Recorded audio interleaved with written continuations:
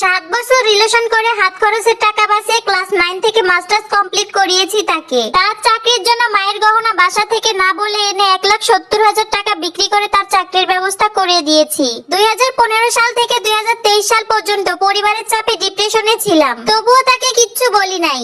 একাধিকবার বিয়ে ভেঙে দিয়ে পরিবারের সঙ্গে বারবার মানসিক চাপের অত্যাচারে জর্জরিত হয়েছি, তবুও তাকে চাকরি না পাওয়া পর্যন্ত কিচ্ছু বলি নাই। 2020 সালে অক্টোবর মাসে 11 তারিখে তার চাকরি হয়, আর 22 নভেম্বর আমি বিয়ের কথা বলি। তখন সে আমার কাছে অনেক সময় চায়। ধীরে ধীরে অফিসের অজুহাত দেখিয়ে সে আমার সাথে যোগাযোগ কমিয়ে দেয়। তাকে যদি ফোন দেই সে বিভিন্ন কৌশলে আমাকে এড়িয়ে চলে। 21 ডিসেম্বর ভীষণভাবে চাপ আসে আমার পরিবার থেকে আমাকে বিয়ে দেওয়ার জন্য। তারপর আমি এখন কি করব, কাকে বলবো, কোনো কিছুর কুল কিনারা না পেয়ে আমার ভাবিকে সবকিছু খুলে বলি। এরপর আমার ভাবির মাধ্যমে আমার পরিবারের সবাই জানতে পারে। 24 ডিসেম্বর আমার ভাই তার সাথে দেখা করার জন্য যায়। খুব সুন্দর করে আমার ভাইকে সে বুঝিয়েছে আমি নাকি তার কোনো যোগ্যই না। তারপর আমার ভাইকে সে আরো অনেক কিছু বানিয়ে বানিয়ে বলে। তারপর আমার ভাইকে সে ফিরিয়ে দেয়। এরপর থেকেই আমাদের মাঝে ঝগড়া শুরু হতে থাকে। আমি সবকিছু ভুলে বিভিন্ন ভাবে তার সাথে দেখা করতে চাইলেও সে দেখা করবে না, ফোন রিসিভ করবে না। তার একটাই উত্তর আসে সরি,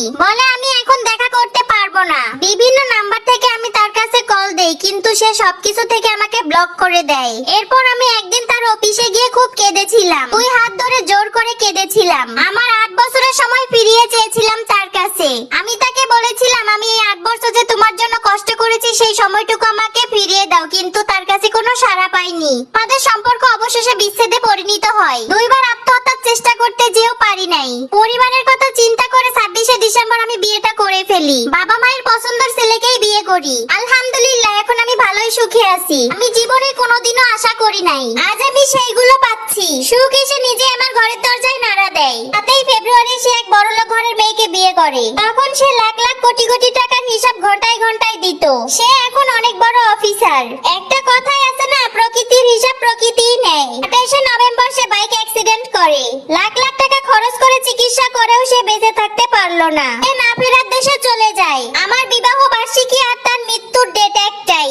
আমাকে এখন যদি কেউ বলে পৃথিবী ঠকবাজের দখলে, আমি বরাবরই বলবো না, ঠকবাজদের শুধু পৃথিবীতেই ঠকতে হবে। 1, 2 দিন, 3 দিন, 10 বছর পর হলেও কিন্তু পৃথিবীতে ঠকবাজদের বিচার হবেই হবে। মানুষকে কেউ কোনোদিন ঠকিয়ে কেউ বড় হতে পারে না। মানুষ হিসেবে আমরা একটাই প্রতিজ্ঞা করতে পারি, কারো কোনোদিন উপকার না করতে পারলে কোনো সময় ক্ষতি করবেন না। মানুষকে কেউ কোনোদিন ঠকিয়ে সে বড় হতে পারেনি আর কোনোদিন পারবেও না। মানুষের হলো সবথেকে বড় মনুষ্যত্ব, আর সেই মনুষ্যত্বটাই যদি নষ্ট হয়ে যায় তাহলে মানুষের কোনো মূল্যই থাকে না। যে মেয়েটা শুরু থেকেই তোমাকে সাপোর্ট করলো, তোমাকে ভালোবাসলো তার সবকিছু দিয়ে, এরপর চাকরিটাও করে নিল, তোমার লেখাপড়াও শেষ করালো, অথচ তুমি যখন 2 টাকার মালিক হলে অবশেষে তাকেই ভুলে গেলে। তাই হোক, গল্পটা এক আপু লিখে পাঠিয়েছেন। আপুটা একসময় অনেক কষ্ট করেছে, সে কিন্তু এখন অনেক সুখেই আছে।